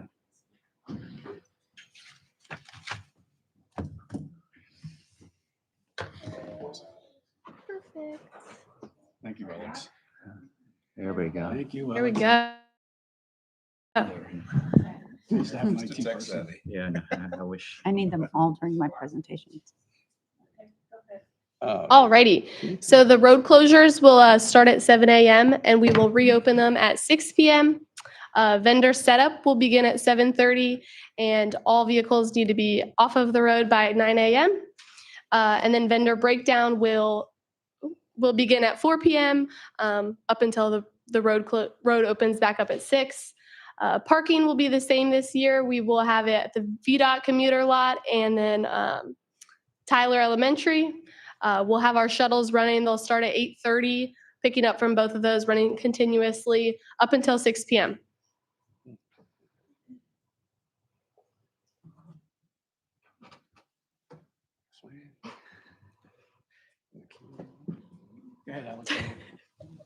Can I ask a question about parking? Yes. Do we do anything or will we do anything to try to prevent, and maybe this is a question for Chief, to try to, what's the right word? Control to some degree parking in the residential neighborhoods around? Whether that be Green Hill, whether it be Long Street? You know, I'll take that. In our problem areas, we've deployed mobile signs advising that it's for property owners only. That's been very successful in some of the areas in town that we've used it at. We can also do something similar in Green Hill. We hadn't really received a whole lot of complaints in Green Hill. I mean, we do know that people go over there because there is illegal parking over there, but we will try to eliminate that. If you like, we can put a sign out in that area advising that it's just property owners only. I think last year was probably the first time I saw it be an issue. But yeah, it was a little bit of an issue last year. I think it was primarily from vendors who wanted to keep their cars close, who had blocked a couple of driveways. Right. Well, Julia and both the town manager have done a great job on their preemptive letters and instructing vendors on where to park. But we will monitor that as well. And we probably handle about 20 to 50 parking complaints that day. But we try to alleviate them before time. We do our proactive approach, but we'll address it and do what we can to make sure that it stays a free flowing area and not boondoggled down by lots of cars. Okay, great. Thank you. No worries. Tracy Lynn? How many buses do we have? Just 2. They're trying to get a third one, but she's trying. Okay. She'll let me know though. We'll know closer too. Okay, thank you. This year we have a total of 271 vendors. We will have our 2 beer gardens just like previous years, one at the park and then one at Town Hall. We'll have Great Maine at Town Hall and then Truvide, Tin Can, and Effingham at the park.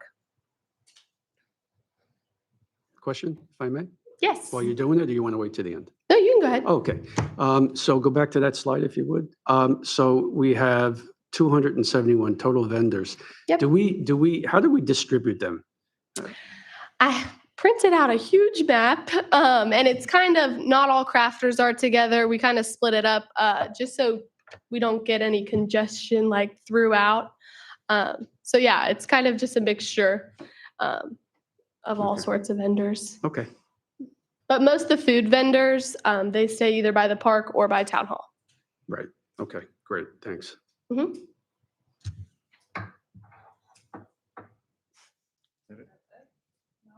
Shouldn't have been.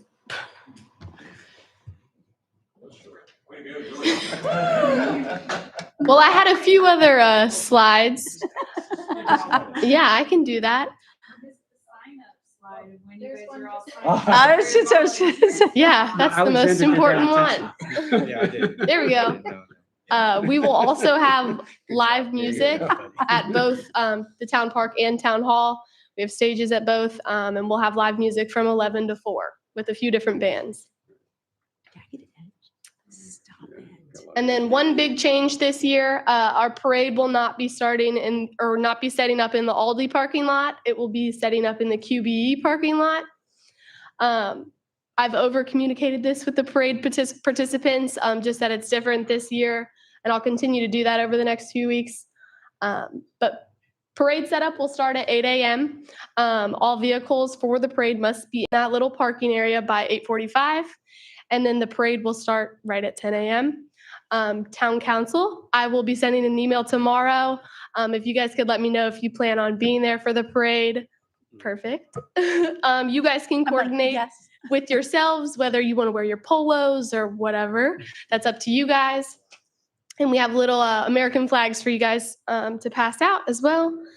And yeah, perfect. And we just ask that you're there by 9:15. 9:15, okay. I do have another question before the Yes. volunteers. I'm trying to cut that off now. So the road closure is typically between what, Blight Drive down to where? The road closure will be from the roundabout all the way down to, during the parade, Oh. it goes all the way down to the Winterham building and Right. Fayette is closed. Okay, Before the parade, it will allow vehicles to come up Fayette Street either way and go west out of town on Washington Street. During the parade, we extend out and then we break it back down after the parade. So the time frame that people need to be prepared for, Chief, would you say is 9:30 to 11:30? So 9:30 to 11:30, there will be no traffic going on Fayette Street, turning left onto Washington to head west. of course, if there's an emergency, of course. that Of would- course, yes, if there's an emergency. So for my neighbors in Haymarket Station, so what should I tell them? Or are we going to send something out? Well, Go ahead. I was going to say, Chief will have something sent out. There will be letters that do get delivered to the residents. I'll let him speak on that in just a second. We are closing at the roundabout. That is a very wonderful mechanism for us to have better security and control and safety that day, for all of our vendors coming in, all of our parade participants coming in, but also diverting traffic that doesn't know what they're about to pull into back out so they can find another route. So we will work together with Chief to start getting signs up that say, you know, Haymarket Day is coming up in 2 weeks, be prepared, detours, et cetera. But we'll be reaching out directly to the residents. So Chief, Yes, everything she said is as far as that, we'll have that shut down and taken care of. The letters are going out this week, along with the signs will be out this week. Of course, our signs are already deployed because of the construction, but we're gonna move them and reword them, put them in different places to bring more visual acuity back to them, being that they've been in place for 3 weeks now. So they will get that warning, and then the letters will go out this week as well, instructing everybody on the do's and don'ts, where they can, where they can't park, what they're supposed to do, if they need to get out, things like that. So your area where you're at will be closed off unless there's emergency, then we'll just walk somebody out. But we'll have all those letters out. It'll be the same as last year, no different. And all that will be out well in advance, and we'll be prepared to handle anything that comes up. I'm assuming local residents will have access from the roundabout to Green Hill Crossing Road? Correct, they will. Okay. You can get into Green Hill from the roundabout. Yeah, true, yeah. Go behind the post office. Yeah, exactly. I think Mary was before. Mary? I was wondering if you could, I was wondering if you could update us or give us an idea of what the situation would be with the sidewalk during Haymarket Day. What can we expect for our participants and visitors? We got great news today that 2/3 of it have already been poured. They're going to pour the remaining third this week, so we will have that sidewalk is complete. The project is not complete though. They will need to come back and do final site work. They'll need to do final installation of some of the other things such as the light poles, the trees, et cetera. And then they will also need to do some road work. They'll need to do asphalt work in Washington Street because of the crosswalk that's being installed from the town park over to Haymarket Station, and then ensure that all the ramps are, everything is good to go. The bike lane is properly paved, the turn lane markings. So the goal is we'll have the sidewalk itself though done. So the sidewalk will be safe to be walked on without damaging, or will That it I'll be know roped off? more later. That's going to be a next week discussion Okay. with them. They're closing down the site on the 16th, so that's next Wednesday. They're going to be cleaning everything up, getting it to a secure, stable, safe site. We'll do a walkthrough if there's anything that we think needs to be moved or better secured. They'll come out, we'll work together, and then they'll be back out to begin work again on Tuesday. After Haymarket Day, we're giving ourselves Monday to have all of our rentals picked up and moved off-site. Perfect. Thank you. Mhm. Go ahead.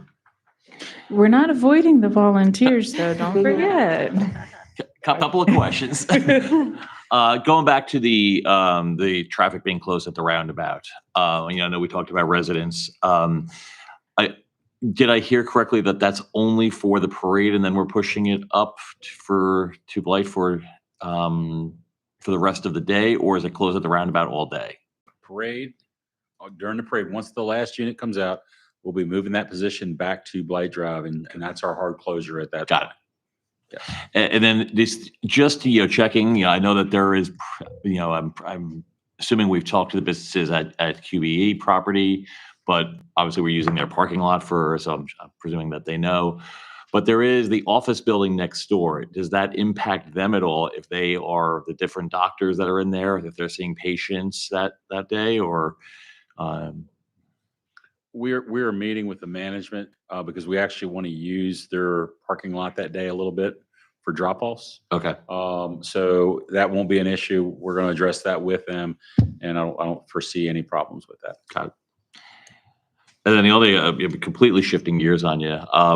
For those of us who are a little newer, you said are we going to have shirts available for those that need them for the council? Will they be in there? The shirts, Yes. like polos for you guys, or? The polo. Yeah, I think you had mentioned. Yes, we should. I've placed that order. We have a huge order coming in from our t-shirt guy, and the polos should be in that. Okay. Yes. Thank you. Yes. We'll be here as well. That's correct. And you can change after you volunteered. Where's And that Julie- mute button? I'm happy to tell you when the time slots start opening up at 7 a.m. for what shift you guys might want to sign That's up right. for. It's a great team building exercise. Bob, where you going? He looks good in fluorescent orange, right? We got fluorescent orange for I volunteers. have no other Right. We'll questions. send his invite directly to the office. All right, and then last but not least, we're looking for volunteers. So if anybody, if you guys want to volunteer, or if you know anyone that wants to volunteer, just shoot me an email. Let me know. We're looking for volunteers for the parade, which is from 7 to 10 is what we're hoping for some volunteers. And in all honesty, council, if you do have a little bit of time to spare before the parade, it does make a world of difference if we have some of our adult members help lead our younger volunteers during the vendor setup time. We ask if you could give us an hour to an hour and a half, and then you're done for the day. Sometimes some of you are very lucky and you come back and help us with trash duty at the end of the day, but our scouts do a phenomenal job. So usually that's handled, but the morning time during vendor setup is kind of crucial. We are looking for extra help where we can get it. So what's the earliest time? The earliest time, if you'd like to meet me here at 5:30, Oh. that's about when I get here. No, we ask that any volunteers for vendor setup would be here at Town Hall around 7 a.m. But you can always coordinate with Julia if you would prefer an 8 o'clock time slot. She can tell you where to meet her and she'll help you. How fresh faced do you want me? That's- Happy to assist. Thank I'm up you. early anyway. Perfect. And can you remind me, where is the breakdown for the parade? So we're going That back we're to- reversing it. Yep. So think back to a couple years ago when we used to have it at QBE. It'll leave out of QBE, go down Washington Street, and as soon as they pass over the Fayette Street area, Chief and his team work with them, and they line them up in the lanes, and they break down across all of the lanes, and then they leave with their cars once they're road safe and pull out. A lot of times they can go ahead and just go. They don't put a lot of extra stuff hanging off of the vehicles. All of the walkers will be asked to come off the street and into the grassy area right there at Fayette and Washington, at the Winterham property. And that's where Julia has designated that this is the pickup area. Parents are to meet their children there. A lot of times what we also see is the parade, people who are in charge of the unit they'll walk the kids back into Haymarket Day. They'll help them at their designated meet location to find their parents too. Thank you.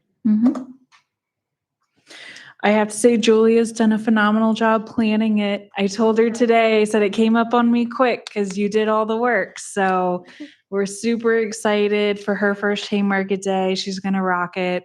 We're excited about our new merchandise. She designed a very fun sweatshirt. So we have a lot of things happening. It's going to be a good year. So we're very excited. It's going to be great. Yes. Thank you, guys. Thank you, Julia. Thank you. And there will be a burden on Matt, I'm sure, setting up all the hay bales and the No, fencing and. Matt has seasonal help who's going to come in and help him do the fencing. And we got away from the hay bales. We have found that the picnic tables are a huge hit and they're much better serviced. The kids don't jump all over them and they don't crumble and you're not chasing hay all over. So that's been a good addition that we started last year, is renting the picnic tables. Matt will start working. You've seen he's already decorating some with Town Hall. So he will have some help though. We learned that last year was really beneficial for him. Awesome. So. Yeah, and one other note, our grass is really starting to look good outside if you've looked. We were very thankful for all that rain. I know it was a dreary 2 weeks, but we saved a lot on not having to pay for watering services, and our grass is flourishing. So all is well for now. Okay. So we good? Did I beat that horse dead? Okay. You did. Don't forget to sign up for your volunteer spot. Okay, upcoming holiday schedule? Yes, I'm going to make this very quick. So upcoming November work session, I just want to remind everybody, you guys rescheduled this a year ago when we were looking at the calendar. We had scheduled it for 6 p.m. on November 18th because at the time, Planning Commission had a 7 p.m. meeting. I wanted to ask you if you guys want to keep it at 6 p.m. or bump it to 7. Planning Commission no longer meets that night. That's their first item. It is the Monday, not the Monday of Thanksgiving, but the Monday the full week before. So a week and a half before things. 7 works. 7 works better. 7, okay. That looked like a good, everybody agrees on 7. That's the 18th. That's the 18th. And are we doing a public hearing that night? Will we? Not to my Not doing knowledge, it no. until, October work session. good, okay. So is first item. Second item, December work session is currently scheduled for December 30th. And that is obviously in between the Christmas holiday and New Year's holiday. Staff is recommending that you guys move it to December 16th at 7 p.m. so that you can still have your meeting, have a discussion, have some transition discussion before the January. Is that agreeable to everyone on the 16th? I concur. Yes. That's a good idea. Yes. Don't know if I'll be around, but we'll see. Okay. So we 7 p.m. will Consensus. move that one as well. And then my last item, I wanted to talk to the council and ask you guys to consider a proposal for closing town hall to the public for the week of Christmas. This is so that all of town staff would have the opportunity to take vacation with their families. They could work if they wanted to, or they could telework, but this doesn't leave one single person having to staff the office. We already have several requests in for vacation time. And as the town manager, it does get hard to say, well, sorry, you have to stay back and staff the office. So again, this would just be for Monday, Thursday, and Friday of that week that we would be closed to the public. Generally, it is very quiet in here. We don't get anybody coming in. Occasionally we get somebody who wants to buy an ornament, but we will have those in other retail shops throughout the town. So again, the proposal is that the town hall is just closed to the public. Employees would have the option to take vacation. They could come in and get stuff done and work, but they wouldn't have to be opening the door and answering the phones, or they could stay home and telework. If they telework, they would get it pre-approved with the acting town manager at the time of what they would be working on and what their deliverables are. So just close to the public. Just closed to the public. Of course, there would be a sign up about emergency, this is who you email and contact, and that we would, reach out in case of emergencies. Mary. Currently, what days do we close typically around the Christmas holiday? Around, for that week, we're closed on the 24th and 25th. So we are closed Tuesday and Wednesday for Okay, so holiday Christmas Eve and hours. Christmas. That's correct. Okay. I'll go ahead and say my opinion. I think that everyone deserves to be with their families on around holidays. And it's not just Christmas that will be that time. It will also be Hanukkah. So I think that we can justify having town hall be closed to the public, especially if staff is wishing to be with their families at that time. And I don't know if I necessarily feel comfortable with one person being here staffing the whole thing. And that's usually our rule of thumb is we really like for two people to be here together. I know we have a new security door, and I know some of our employees are comfortable being the only person in the office, but from a manager point of view, I like a number of two at a minimum.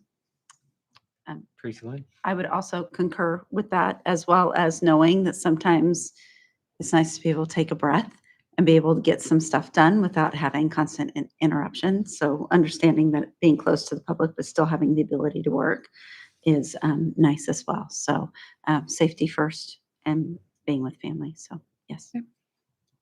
Are there any other comments? Any other comments? Any objections? Okay, and then So direct. hold on, there's one more. Okay. The last item, in years past, the council has voted to discuss giving additional holiday time for New Year's Eve. We are currently open to the public, 9 to 4 that day. Staff comes in 8 to 4:30. And so I just wanted to ask council if there's any discussion at this time to give additional holiday time for the New Year's Eve holiday on December 31st. That is the Tuesday. We have off the 1st. So you're going to come back for Monday, and then you're going to be off Tuesday and Wednesday. Or a half day, maybe council only wants to give like a 4-hour leave early at noon. Again, this was a discussion that happened. Mr. Morris did it. I'm trying to remember the years. But it in the past has been discussed by council and was granted as time off. But again, discussion for council.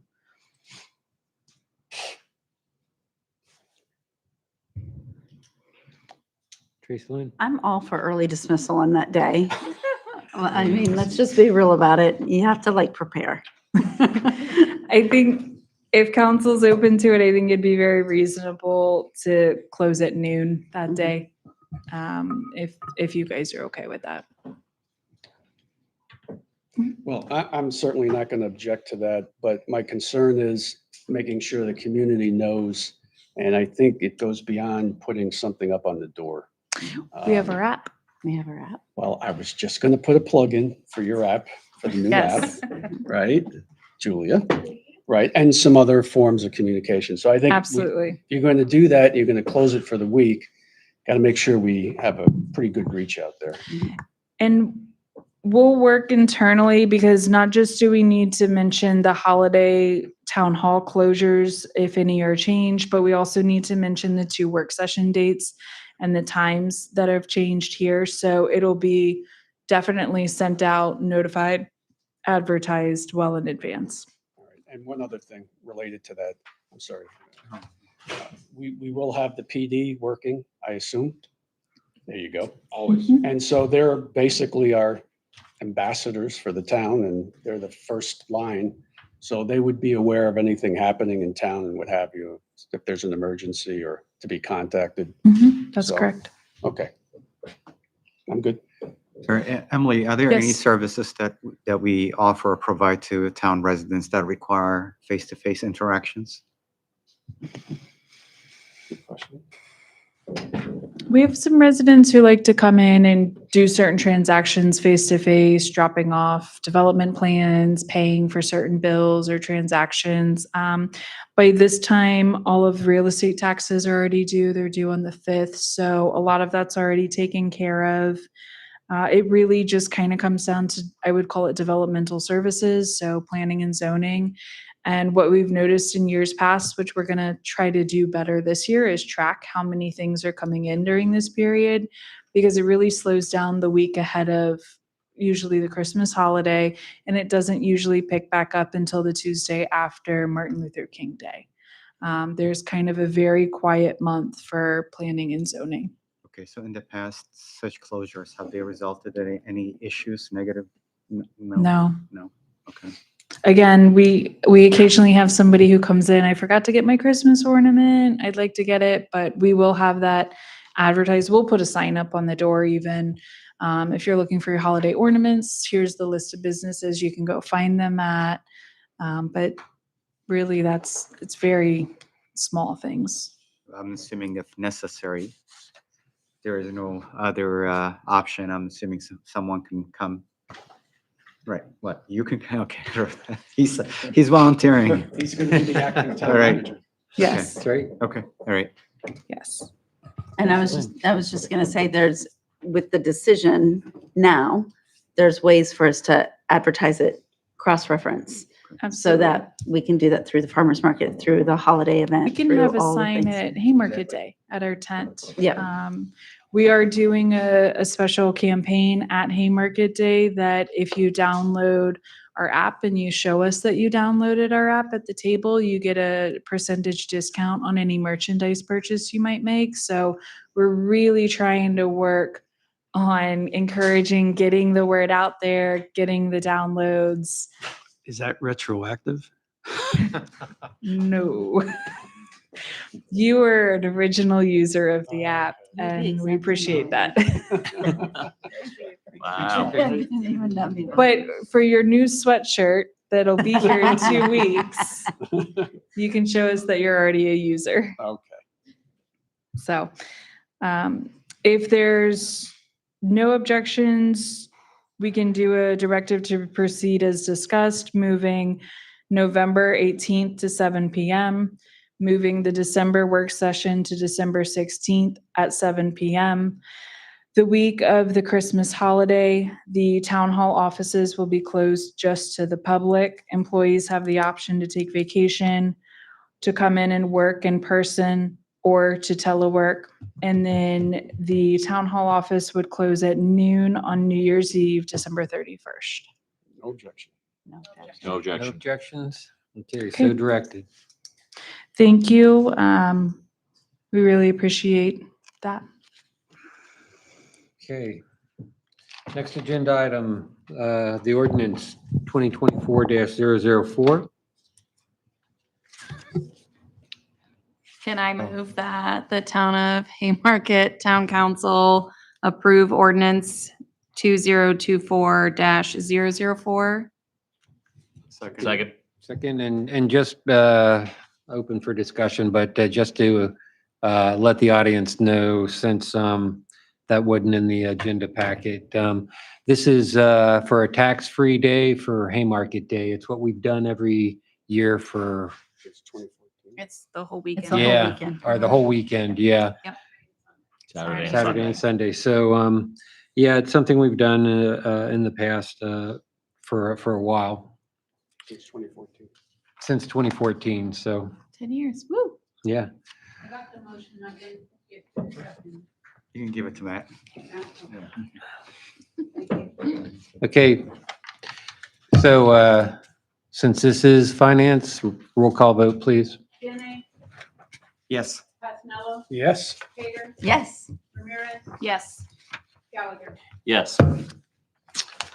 Okay, so moved. Next item, we have the closed session. Yes. Motion's in the packet. Yep. Mr. Mayor, would you like me to read the motion? Anybody who is willing to, please Okay. do.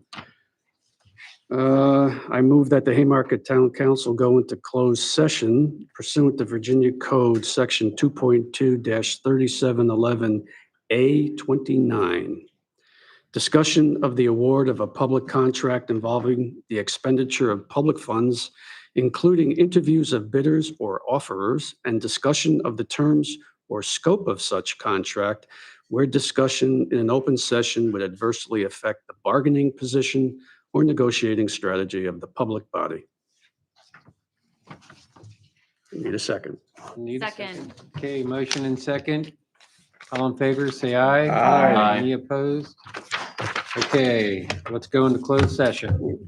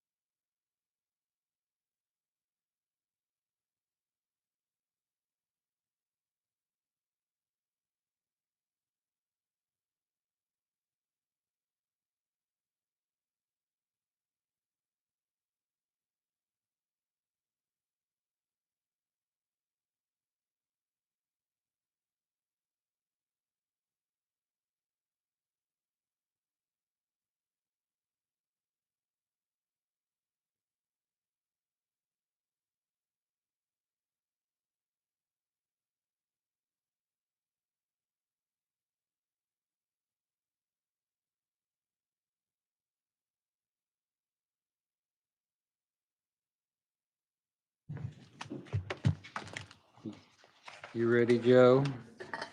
Yes, sir. Hold on. Oh, thank you. All right, we have everybody? Yep. Yes. All set to go, Madam Clerk? Okay. Okay, I move that the Haymarket Town Council certify that in the closed session just concluded, nothing was discussed except the matter or matters, one, specifically identified in the motion to convene in closed session, and two, lawfully permitted to be discussed in a closed session under the provisions of the Virginia Freedom of Information Act as cited in that motion. Second. Got a motion and second. Roll call vote, please. Gannon, Yes. Casanello, Yes. Taylor, Yes. Larson, Yes. Ramirez, Yes. Gallagher. Yes. Okay, moving on. It's there. Do you need any directives out of that meeting? You're good with conversations? Okay. Council member time. Start off with Vice Mayor Pater. All right, thank you very much. First of all, I'd like to say happy birthday, Emily. Yes, You're yes. welcome. What a way to And- spend your birthday. I am enjoying spending. And congratulations to our officers and their promotions. Crossroads Alliance had their gallery opening this weekend, and I was able to attend. It's everyone's hometown, so please stop by the museum and take a visit. It was very refreshing. I'd also like to say it is Breast Cancer Awareness Month, so Yes. please support the women in your life and the men in your life. Please go get breast exams. Happy Haymarket Day month. I'm super excited, so can't wait to see everybody on the 19th. And good luck to everybody on your campaigns.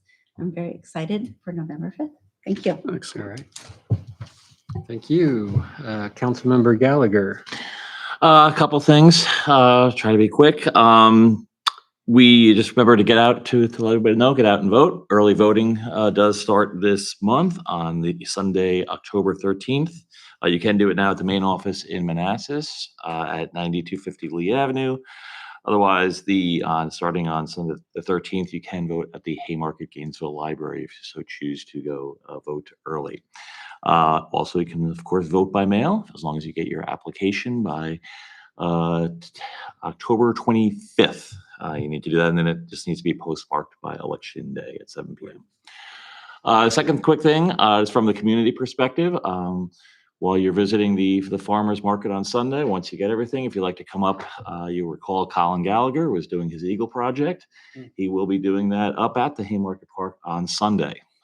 So if you visit, coming up, say hi, see a lot of people working hard to build a few benches and a landscaped area. So we'll be, some of us will be hard at work all week getting ready for that.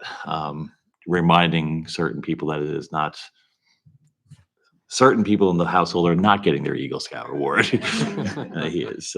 So no, but yeah, we'd love to have everybody come up and see that and come visit. If you have if you have 10, 15 minutes to come on by and say hello. Okay, thank you. Next on the list, Councilmember Ramirez. Thank you. I'm sad to miss it. I'll be at the conference down in Virginia Beach, but I wish Colin well. Thank you. And I can't wait to see the finished product when I get back into town. I want to draw attention to the Crossroad Art Alliance. They are going to have a live model on October 23rd. The wonderful Vice Mayor is going to be the model. So if you would like to participate, you get to draw her, which is pretty exciting. So you can sign up for their classes on their website, just FYI. So October 23rd, I plan to sign up, and it's from 6:30 to 8:30 at the museum. Yep. I also wanted to solicit volunteers from my fellow council members to join us on October 28th for the Youth in Government program. I would love to have you guys mentor our council, our youth council. They could always use some fresh new perspectives, and it will allow me to kind of float around and make sure everybody's good to go. So your participation and support would be appreciated. If you're interested, just shoot me an email and I'll let you know the quote lesson plan for that day so you guys can kind of come in prepared. Other than that, everyone has said everything that I wanted to say, but I hope everyone has a safe Halloween and happy birthday, Emily, and go out and vote. Thanks. Okay. Next on the list, Councilmember Passanello. Well, thank you, Mr. Mayor. So first I want to do is thank Delegate Thomas and Senator Rome for attending tonight. Also, all the students that were in the audience, too bad they're still not here, but I know they have school tomorrow. And always good to have Olan and Dave in the house. Good to have you guys with us. Congratulations to Sergeants Finley and Burgoon on their promotion, as well as Officer Galbraith for his interest in seeking promotion. It was really good to see. Also, welcome to Officer Wayne Morse and K9 Ito, as well as welcoming Deputy, and if I get the last name wrong, tell me, Victoria Calise? Okay. We'll work on that together. Okay, all right. Want to give a belated Lashana Tova to all our neighbors who celebrate Rosh Hashanah, which is a Happy New Year. And the Day of Atonement's coming up. Yom Kippur starts Friday evening. And to all our friends from the Jewish community, may you have an easy fast, and may you be sealed in the book of life. Also looking forward to seeing our friends and neighbors on the premises to another spectacular Haymarket Day. So we'll see you on the 19th. Okay. Councilmember Biene. I would also like to welcome the 2 new officers and congratulate those officers that were promoted. And I also would like to wish Emily happy birthday. That's it. Okay. And my turn. I'm not really well prepared with anything. The only thing that I can really mention is the Mayor's Walk that normally happens the second Saturday of the month is in conflict with me getting down to Virginia Beach for the municipal conference and the mayor's meetings. So I will have to cancel that. They can walk with you at Haymarket Day. That's right. In the parade, they can cheer us on. But other than that, that's all I have. Next. Move to adjourn. Second. Got a motion and a second. All in favor, say aye. Aye. Any opposed? Yeah, I looked because Adjourn. you were expecting me to say no comments. I was. Yeah, that's why I looked.